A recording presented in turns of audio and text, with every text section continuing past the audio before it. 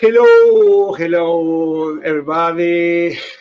Second episode of Smoozin with Rabbi Ari. I am really excited to be here with you, and also after a month with many repercussions about the last episode that was really unbelievable. And today is a special day. Today is September 11th. That is 25th anniversary since what happened in New York on 9/11.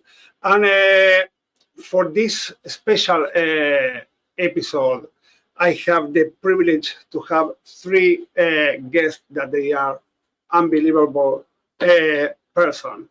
The first one is a very good friend of mine, firefighter Jason Lovitz, that you are going to see an interview that we did last week because he's now in some things that he needed to attend. And the first part that we are going to have, I have the huge privilege to have two guests that are, how can I say? The first one, he's in Córdoba in Argentina. So today we are international. Rabbi Marcelo Polakov, he was and he is my teacher. So I hope that Rabbi Polakov, if I will make some mistake, please don't tell to the people alive that I am making mistakes, right? Because if not, it's not going to be really good. And Rabbi Polakov, he's a rabbi at Centro Unión Israelita de Córdoba since 2002. It's right, that, Polakov? Yes. It's right. And he received his BA in International Relations at the University of Belgrano in Buenos Aires. And he have his MA in Jewish Studies at JTS. And also he studied at Melton in Jerusalem. And he received his rabbinical ordination at Mahon Shechter in Jerusalem, the same place where we studied to be rabbis.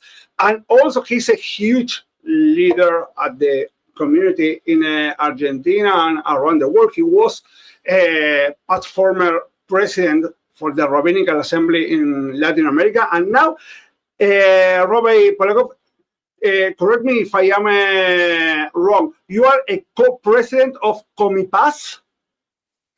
Yeah, that's a kind of committee on interreligious committee for peace. That's the name, and we are the basis of Religions for Peace International in Argentina, and it's a kind of place that we enjoy a lot. Yesterday I was in my synagogue together with the imam of the city and the archbishop, and also evangelical staff, and it's for us it's very common, for example, to have the Muslim praying in our synagogue and to make Seudot Shabbat in the mosque. Mm-hmm. So that's a kind of thing that I know that it sounds not so real, but it's real. And luckily, the Muslim, especially the Muslim in our country, are cozy people and not extremists, and we can share together our common basis and at the same time our differences, but in a smooth way. Great, thank you. And also, Rabbi Polakov was a very important person on all the process at the AMIA and how to help the people. And he was very close to Nisman, that was the, how can I call it, how do we call it, the role of Nisman in English? Do you know how to say that? Prosecutor of the AMIA, so he was really very close. And the second one is Rabbi Yoni Warren, that he is, even we are colleagues, we studied together in Israel, and if I am doing some mistakes, that means that we have half responsibility on that. But despite the joke, Rabbi Warren, he's a commander and Jewish chaplain at the U.S. Navy. He have his BA at the University of Maryland and rabbinical ordination and MA at Jewish Theological Seminary. He was global deployments in Okinawa, Annapolis, and deployments over the seas. And as a naval religious leadership, he led high holidays services aboard 4 Navy vessels and in Afghanistan. Not in Afghanistan, just to clarify. No naval vessels in Afghanistan. Okay. Yeah, okay. Landlocked country. Okay, perfect.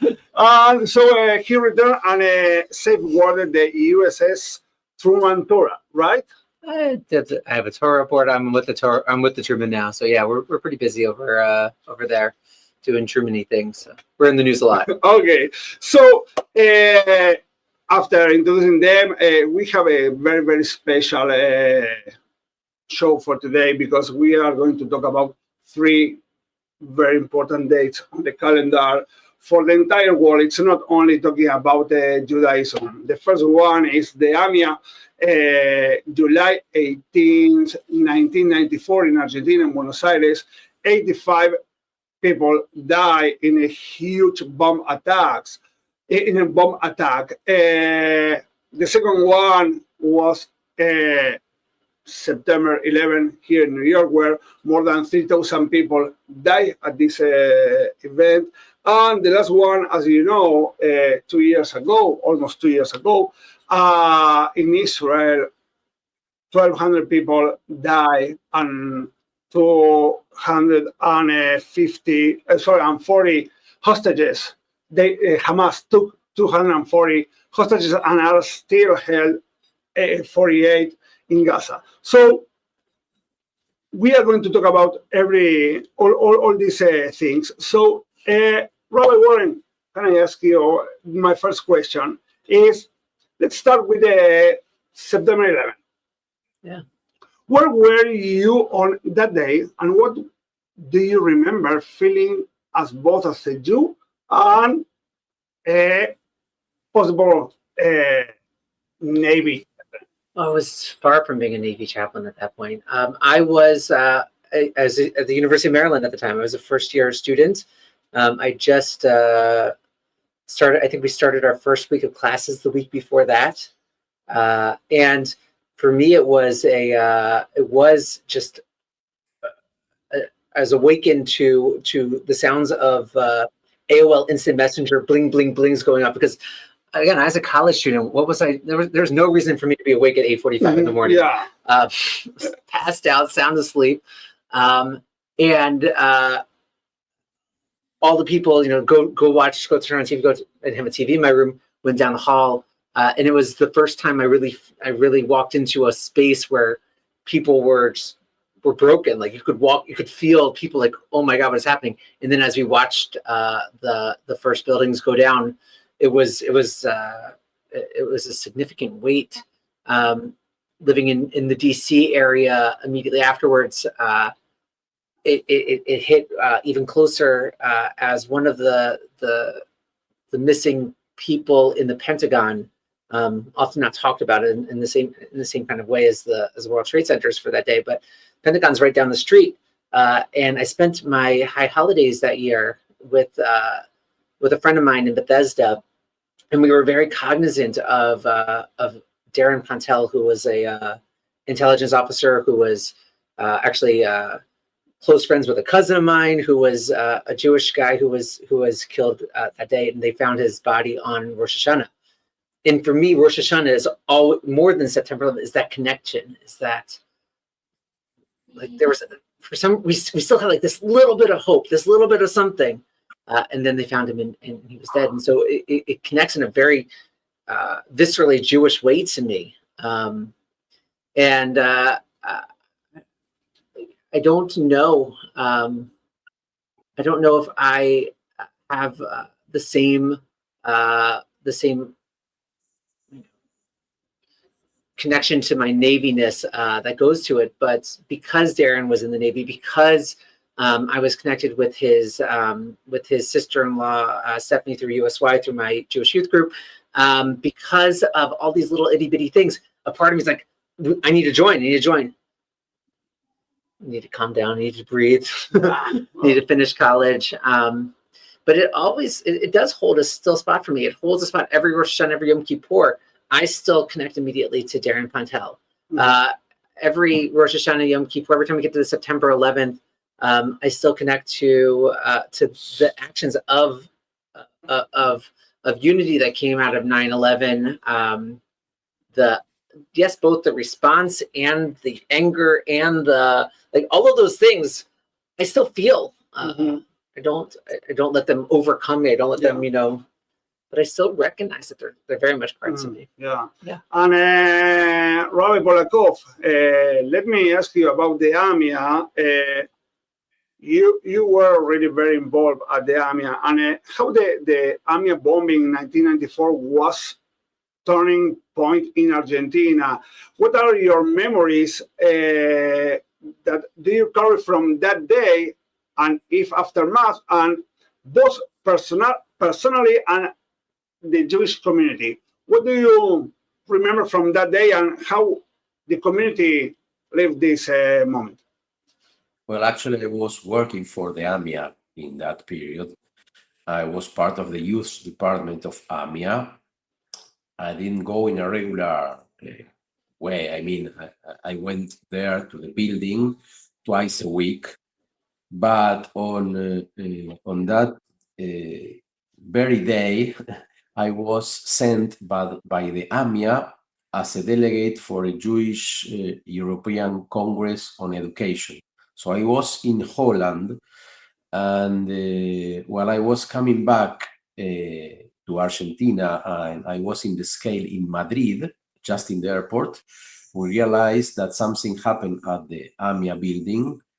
There was no cellular phone on that age, and I remember I was at the plane 11 hours from Madrid to Buenos Aires, thinking about my friends in AMIA, and also my wife, because she studied there two blocks away, and she always, every day, passed by walking there. So when I came to the airport at the night of the same day, the 18th of July 1994, I went from the airport to what remained, that was just nothing of the building.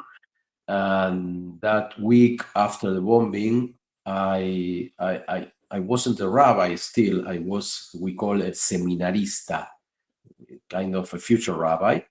And we managed to, I don't know how to say, to organize something. And my task was to go with the families to the morgue in order to recognize their beloved. And that was, I remember, when I remember that, well, that was maybe the hardest week of my whole life, because it was, as you can imagine, very, very sad.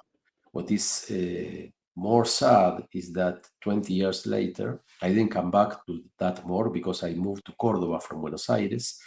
And 20 years later, I was at the same morgue with the family of the prosecutor Nisman, doing the same, joining them to recognize the rest of Alberto Nisman, of the prosecutor, because of the same situation, because the AMIA bombing still had consequences 20 years later. And that's outrageous, and that's even unbelievable, because the lack of justice, it's different what happened in the States with the 9/11, because in Argentina, no one is culprit, and no one is in jail, and until now, we are not sure about who was and who put the bombing car and the bombing van in that street, killing 85 people, what is almost like a macabre joke, is that during 10 years, the number of the victims was 86. This is a really ridiculous story, but 10 years after the bombing of the AMIA, they found one victim, which was very alive in Paraguay, working with the money that the family received from the government because he was one of the victims. So with this little example, you can see what was that it was not only terrible, the bombing in itself, but what happened after that, with the lack of justice and with the corruption of the investigation and the assassination of the prosecutor and all that stuff that we still don't have answers. And that's a pity. Okay. Let me ask you a question to both of you, because the timing here is it's really cruel that we don't have enough time. But let me ask you a question. As a rabbi, what was your role at this moment, or even you was not a rabbi, but let's say after the things that happened in Israel, October 7, and how we can deal with our communities, and how do you think about the way that also in Buenos Aires, also in New York, also in Israel, how the resilience came and how they rebuild the society? As a rabbi, what is the role on all of that? I went first last time. It's up to you. Okay. Well, actually, on October 7, we at my own institution, my own congregation, we have a school of 500 students, a Jewish school, a Jewish day school. And on that year, on October, 3 days before that, we sent a group of 25 students, 15 and 16 years old, to Israel. So you can imagine they couldn't, at the third day of the trip, they were stuck in Israel and they couldn't come out. So it was not only the big story of what happened on the 7th of October for myself, and for myself as a rabbi, but it was a very personal story because we had more than 20 students, 16 years old, almost without not knowing what will happen, and they couldn't escape from the country because there was no flight. So that was a really hard week for us and for me as a rabbi, because at the same time we had communication with the students and with the families here in my city, and not only we were suffering what was happening in Israel in general, but we were suffering the consequences of not knowing. Now we can remember that, but at the very moment we didn't know what was going to happen, and it was really dangerous. And that feeling of fear, feeling of awe, feeling of not knowing and lack of certainty, it's I think that it joined us for maybe these 2 last years, and we know the recipe. Even when tragic things happen around, we have to stick on the mitzvot and stick on the good deeds and maasim tovim. And at the same time that we say this, we try to do this. And it's the best recipe, I think, for fighting these horrible times. There are people that deal with this in other ways, but I think that we as rabbis, we have to strengthen the mitzvot and the study and the maasim tovim, because that's the best way to fight periods of tragic things that are happening now, for example.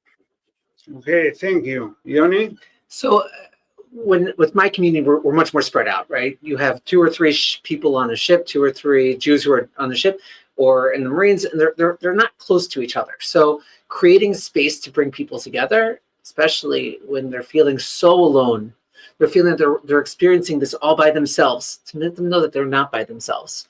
And then carrying on as Rabbi Marcelo also put out, it's about not just reacting and being vengeful, but connecting to those greater virtues, connecting to those experiences that we hold as sacred, and saying we are feeling pain, but we are also feeling Jewish. We're connecting to God. We're connecting to higher.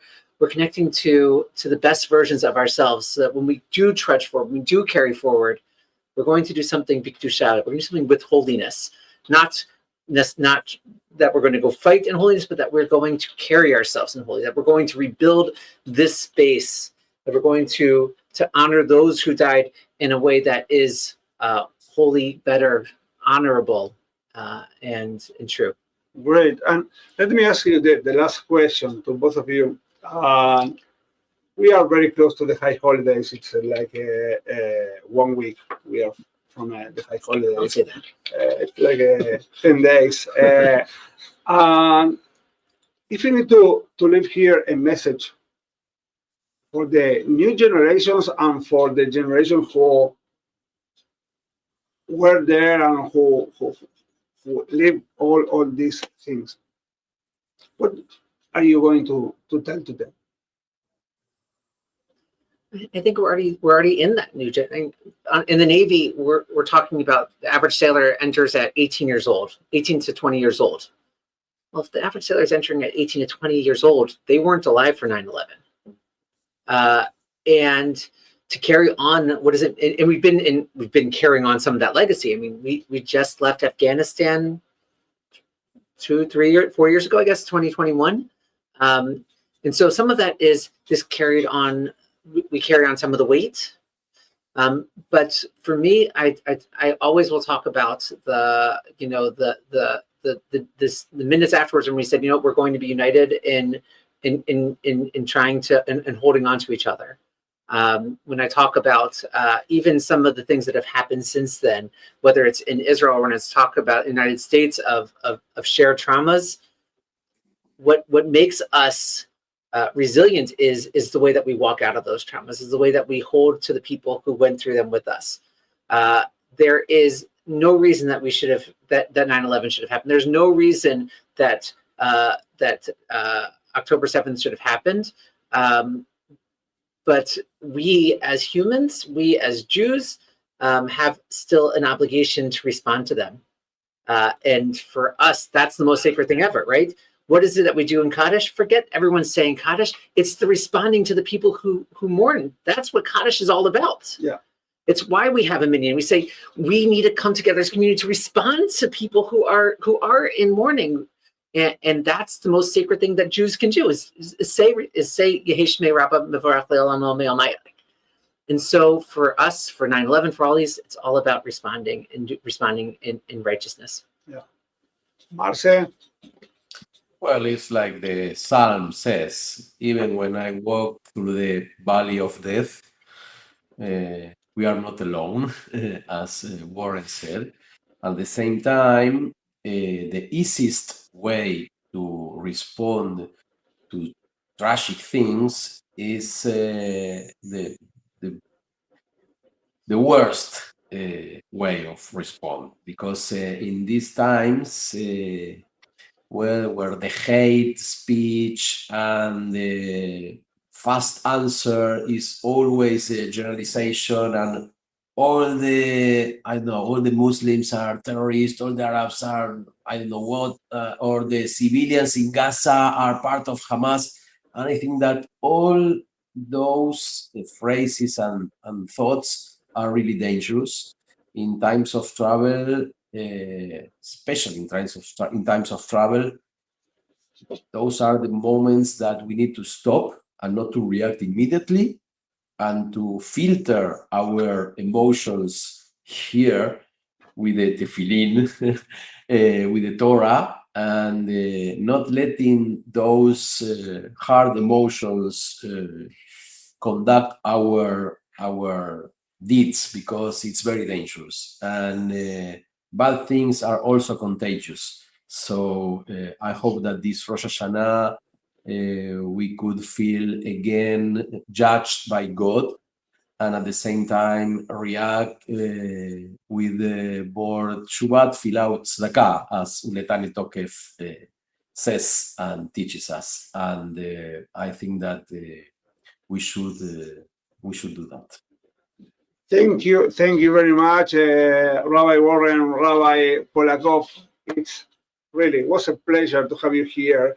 I really like to have more time to discuss many other things, but we have only 1 hour of a show. So thank you to you both for this moment. And now we are going to see a video that Cantor Alberto, that is coming next week for the high holidays. He's singing the Misheberach for the Cholim. Like, we like to pray together to give to the all people around the world the hope, to wish to them that everybody could be healthy, and with that we can find the peace in the world. Again, Marcelo Polakov from Córdoba, thank you very much. Shana Tova Umetuka, my best wishes to you and to your community. Rabbi Warren, the same to you. It's a pleasure to have you here, and thank you very, very much. And also for your Marines, are you saying, or to sailors? That's everyone. Why not? Shana Tova Umetuka, thank you very, very much. Absolutely. And to your community also, Shana Tova Umetuka. Should be a good day for you.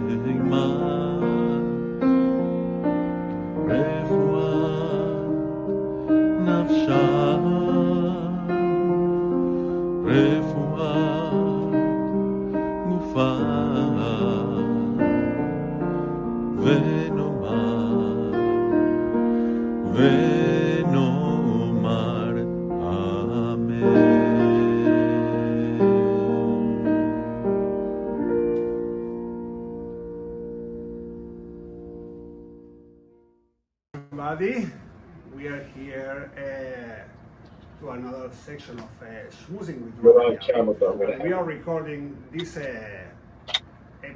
part of the episode here at the JCC in a very special place that is the survivor place talking about the Shoah.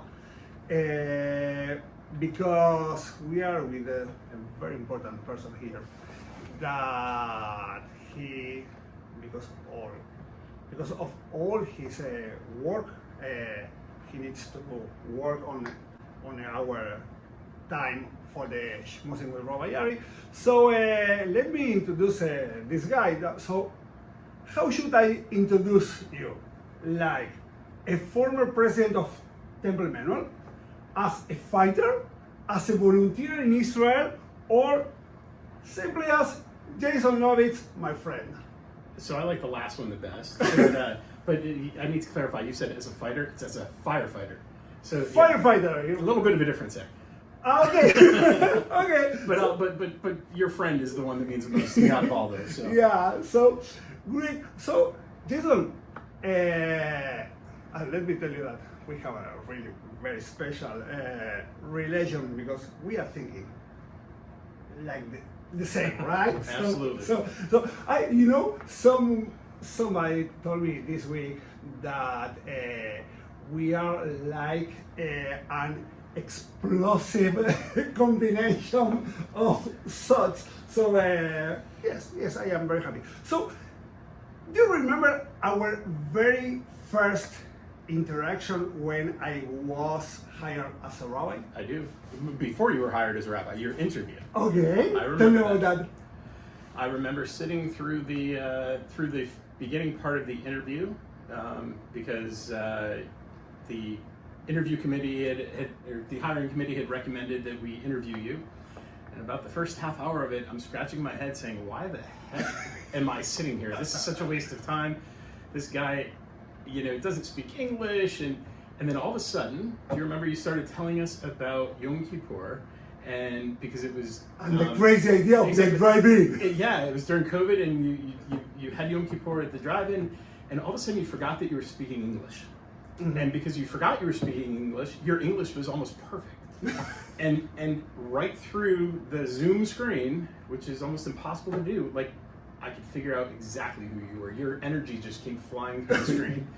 And that's when I realized that this is the reason that they brought you to the interview. So great thing. I really remember this moment that was I was extremely nervous, and let me tell you that. So were we. I don't know. So Jason, as a firefighter, it's like that, right? Mm-hmm. What's the most unusual or funny thing you have ever had to rescue? That I've ever had to rescue? I don't know that there's I'm trying to think now. Of course, you put me on the spot, so you wouldn't give me the questions ahead of time like I'd asked, but so it's funny. I'm actually going to refer to my trip to Israel as a firefighter. So here in the States, I'm a firefighter paramedic, so I'm used to doing medical stuff. Up there, not so much. It's the EMTs and paramedics are here, and the firefighters are here, and they don't really interact.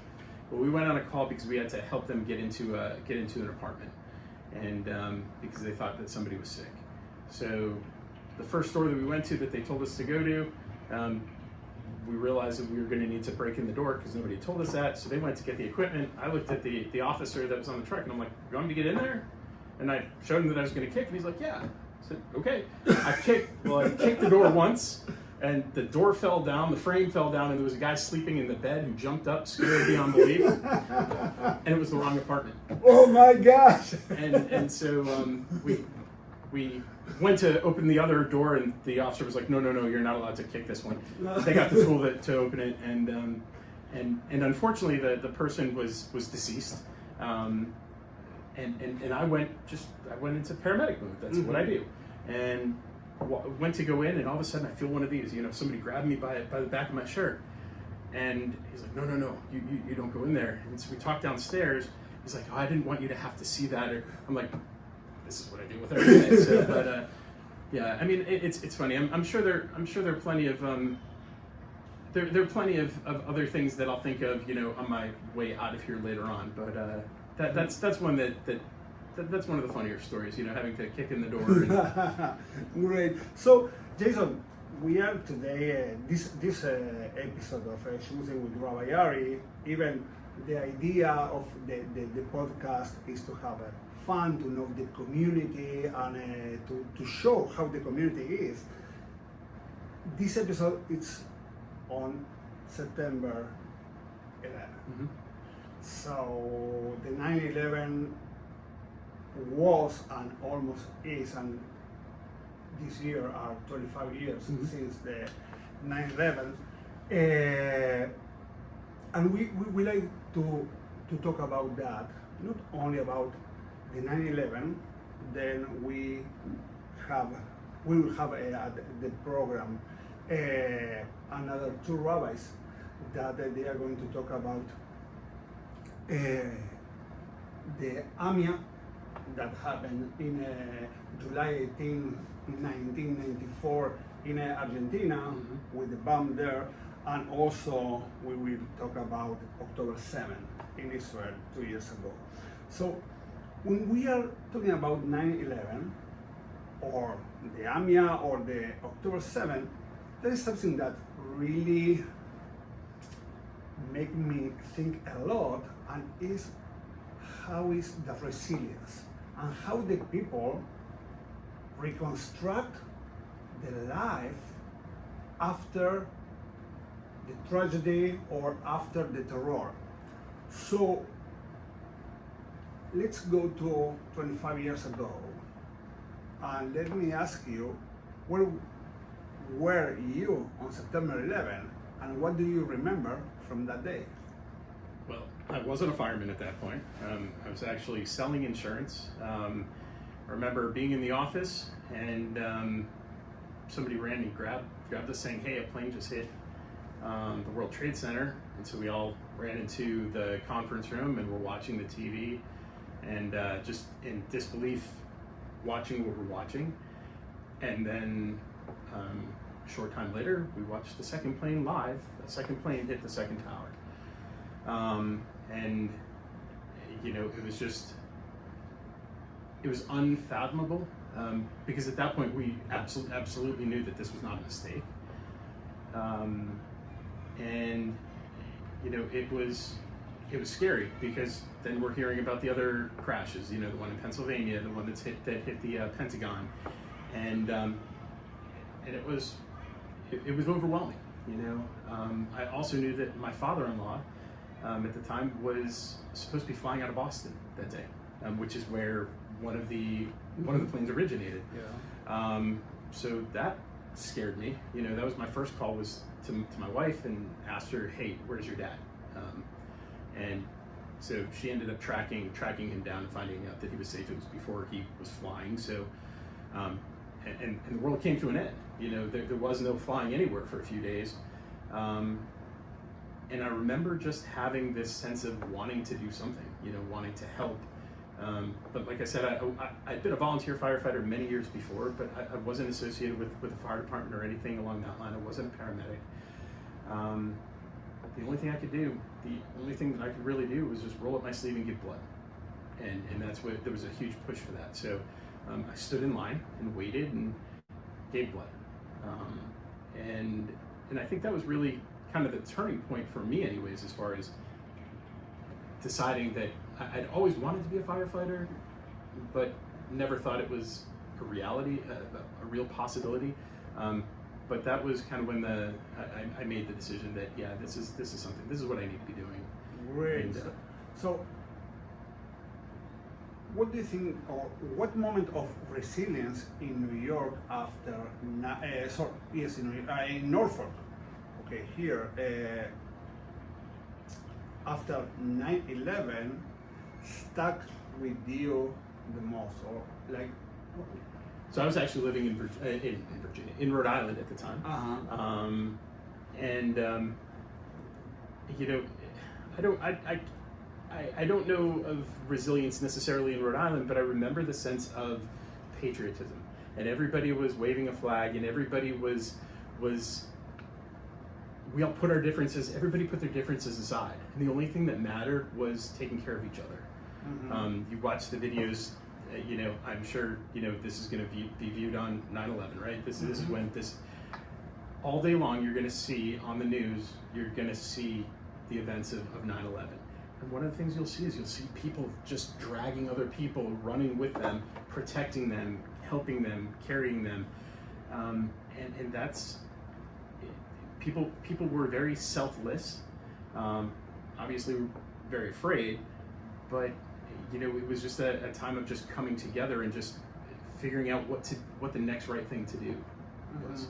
Great, and you know that you was the person who told me about October 7th, because Yeah. I was at the service, in the middle of the service on Shabbat, and I am not using my cell phone or TV or any electrical devices, and I was at the synagogue, and I remember I was in the middle of the service, like the Torah service. This was before the Torah service. And I think I came up during the Torah service because somebody else was leading it.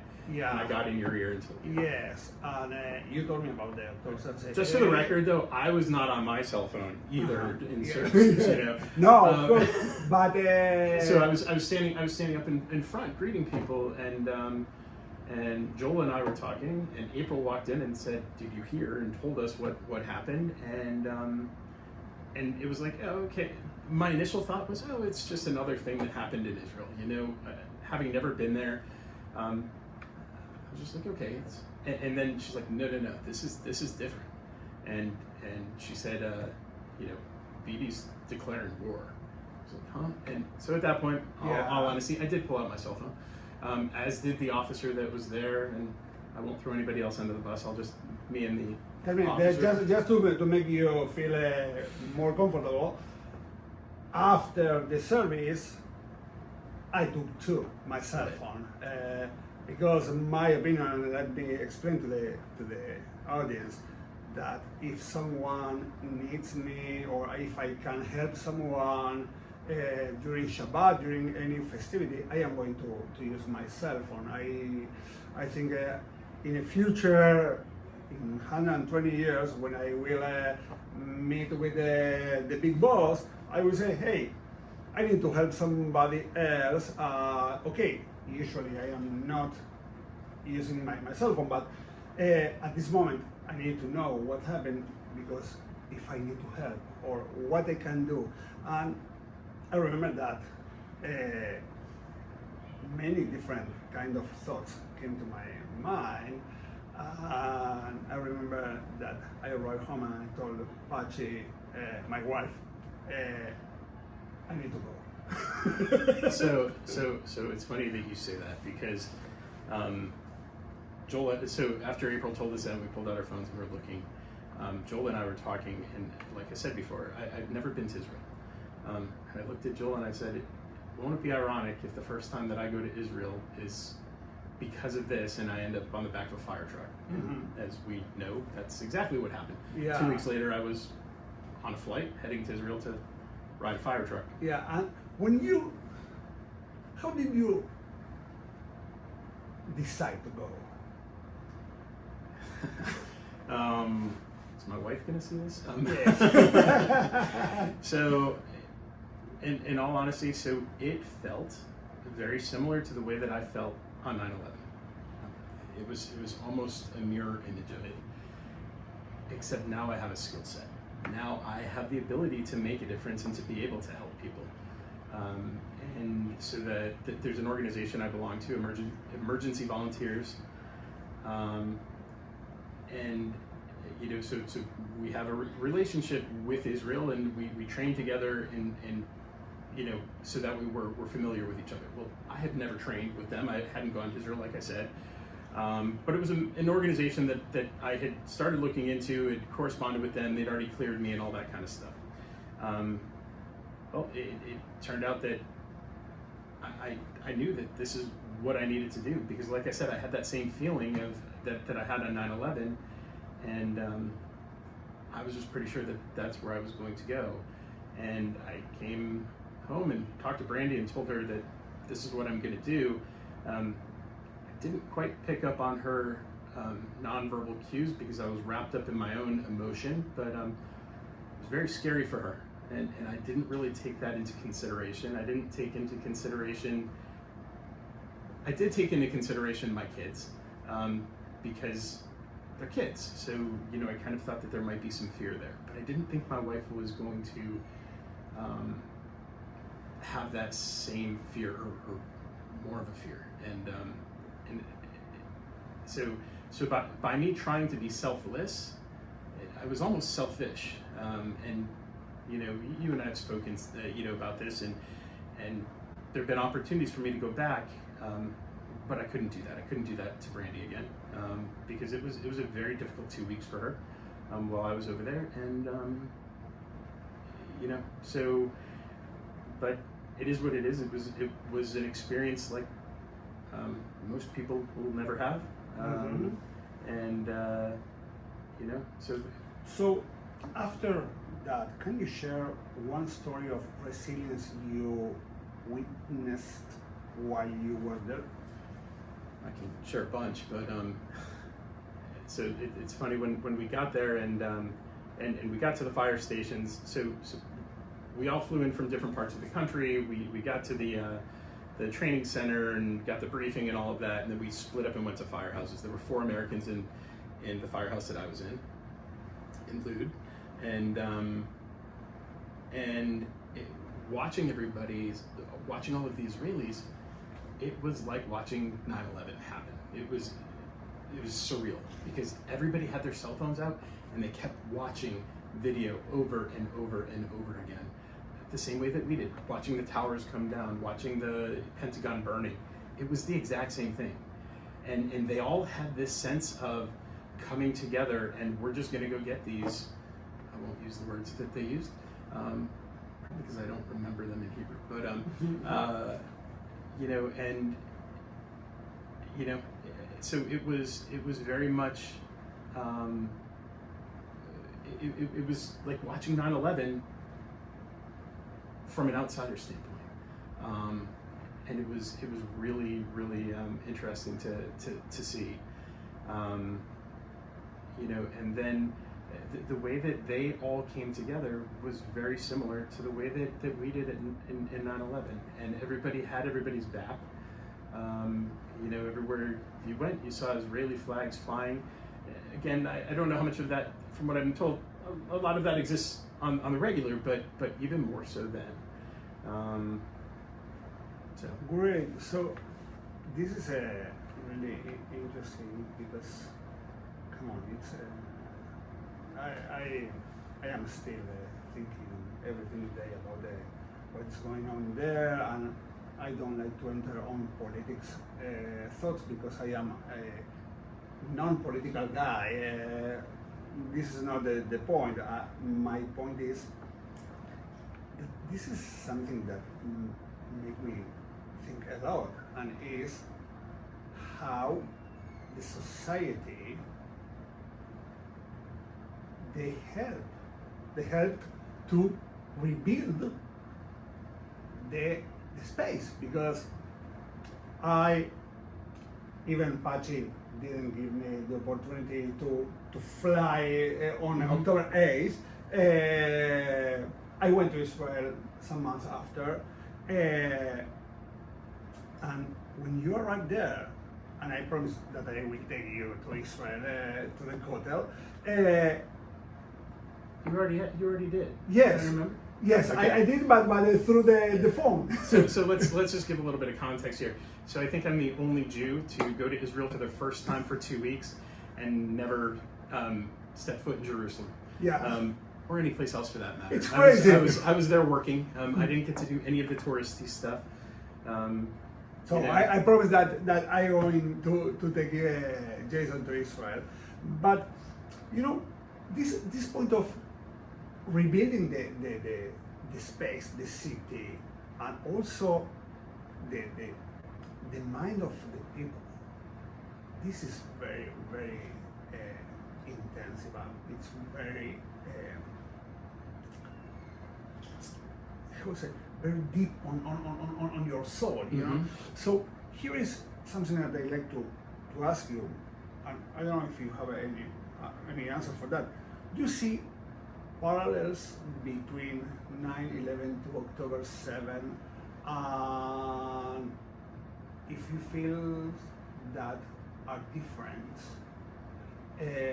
not talking about the terror, talking about the people, the community, because okay, the economy is different, but we are seeing, in my opinion, we are seeing many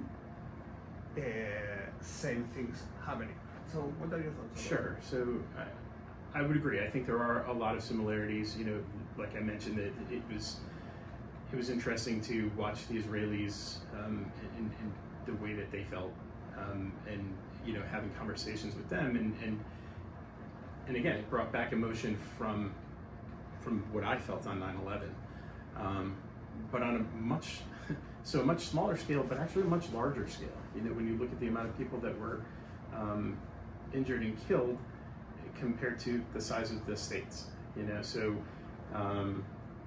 you know, it was 3,500 people that died on 9/11 and what, 1,200 you know, on October 7th. The difference is that the entire state of Israel fits inside of New Jersey, and well, the U.S. is the U.S. So so when you look at the parallels there, it's a much larger scale, and seeing people, everybody knew there was a separation of maybe two. So everybody either knew somebody that died, or they had a friend or family member that was related to somebody that died. So so there was no, like, I didn't know anybody that died on September 11th. I didn't have a connection other than being an American. But there, it was very real to them, because it was if it wasn't somebody that I personally knew, it was somebody that you knew and was special to you, and because we have our relationship, it hurt me more, because does that make sense? Yes, it's what many people told me when I went to Israel last time. Many people asked me, "Hey, do you have family there?" Yes. Really? Yes. 8 million brothers and sisters. That even I don't have really directly relatives, but I have 8 million brothers and sisters living there. So it's also, look at that. Yeah. Yeah. So What are they called? Hey, yeah, right, okay. So tell me, what, from your perspective, what was or what is the role does the Jewish community, both here and in Israel, play in the rebuilding of the society, the space, the city, the country? So I think it's like most things, you know, right after something happens, there's an outpouring of support, and everybody wants to get involved and wants to help. And I think as time moves on, a lot of that starts to die down. When you look at the situation in Israel now, I mean, it's, without getting political, like, I can tell you that personally, my heart is split in two. And one side, I'm like, just get them, you know, kill, you know, everybody that was possibly involved. And the other half of my heart is like, there's innocent people that are being affected here, and what's different between that and the terrorists, you know? And I have that conflict internally, as I think many of us do. Yes. Exactly. And you know, unfortunately, it's turned into a political battle, as many things do. And I think when that happens, a lot of times we lose touch with the fact that these are lives, you know, on both sides of it. You know, just because, you know, somebody is living in Gaza doesn't mean that they're a dirtbag. You know, just because somebody happens to be in a hospital where the dirtbags are hiding, you know, doesn't mean that they should be put in danger because we're trying to get to them. But at the same time, we need to get the dirtbags. So it's like it's a catch-22, and I think a lot of people struggle with that, and so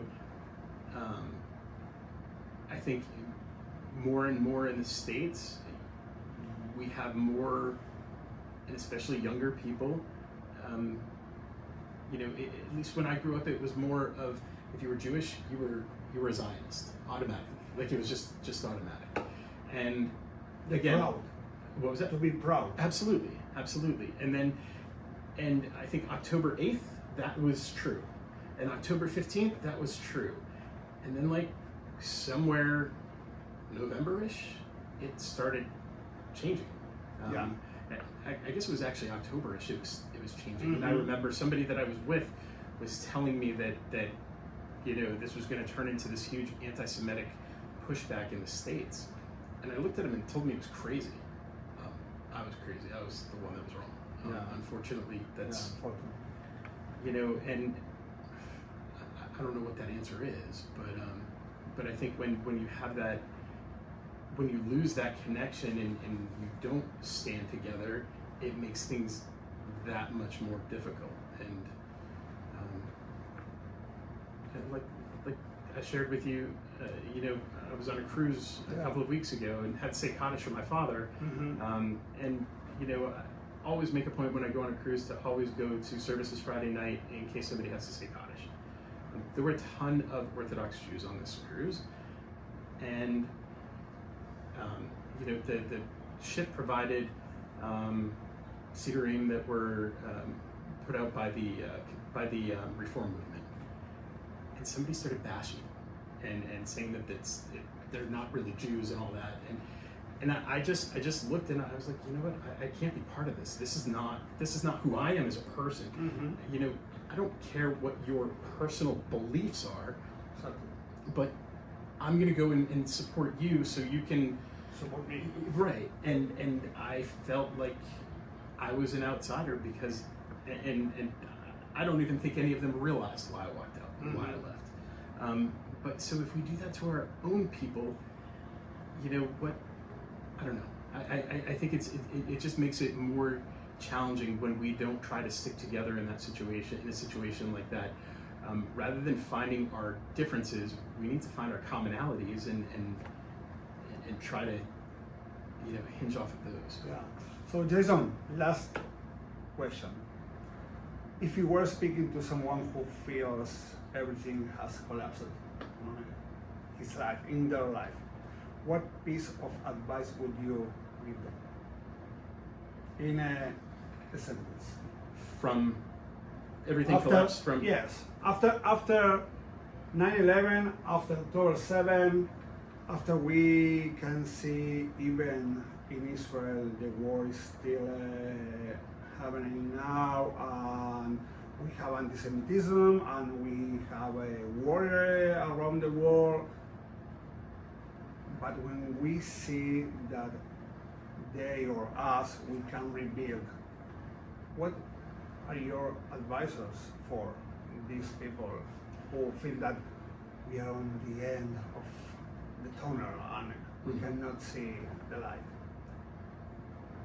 Yeah, I think that's just life in general, right? We go through these ups and downs, and we hit these places in our lives throughout the course of our life where it's just like you said, you feel like you're there's just nowhere to go but down. You can't do anything, and somebody comes up and kind of puts their arm around you, and you walk through that, and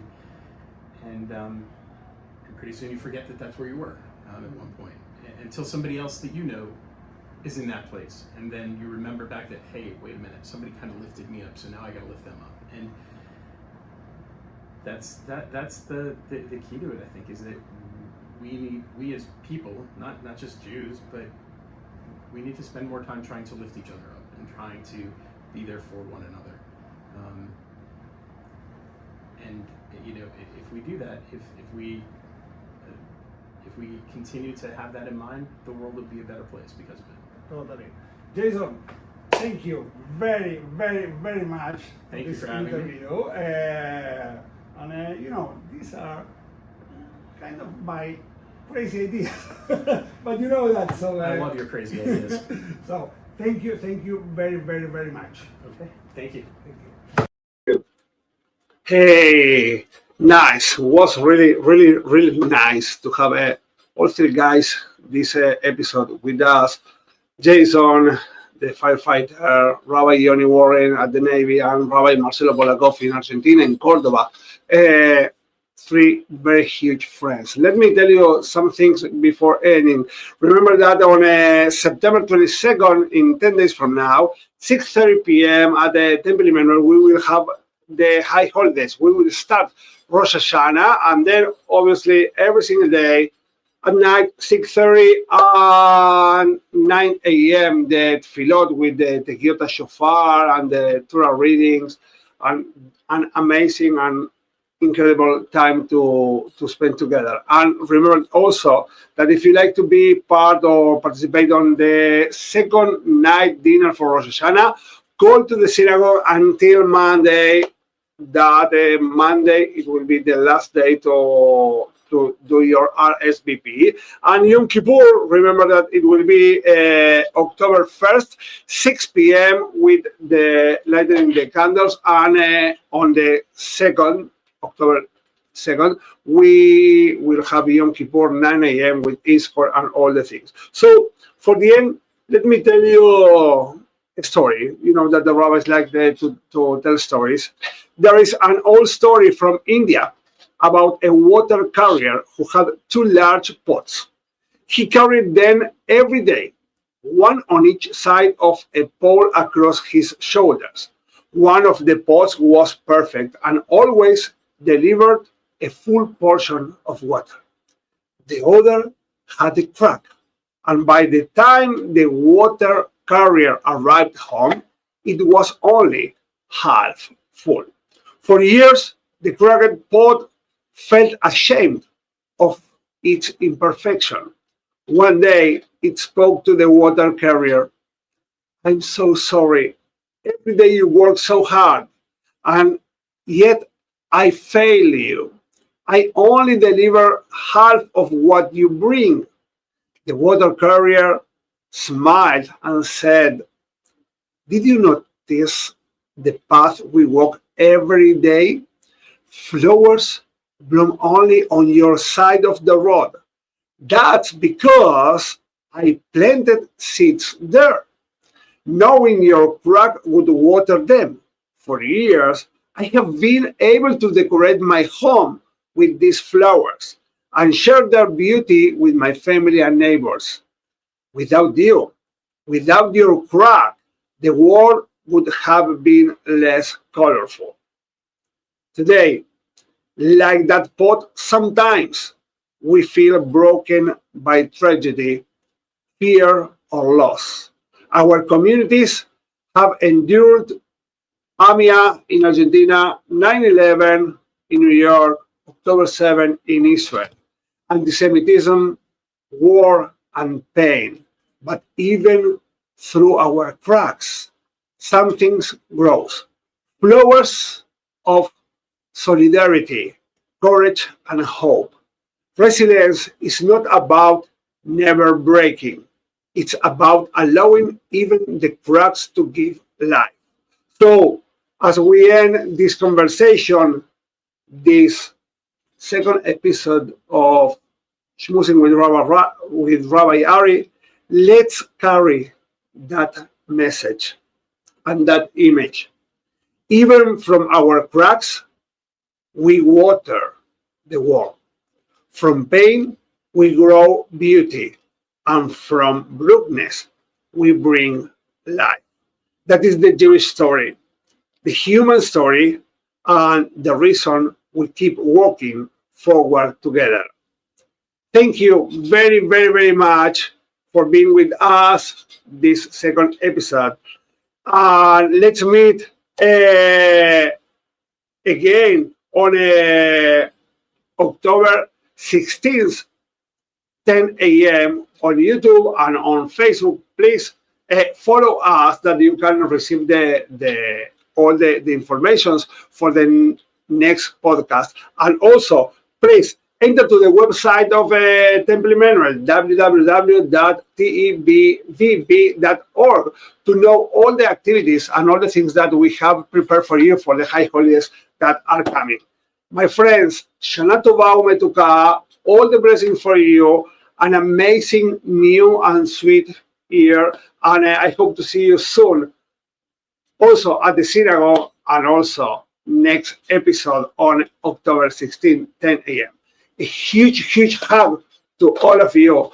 Shana Tova Umetuka.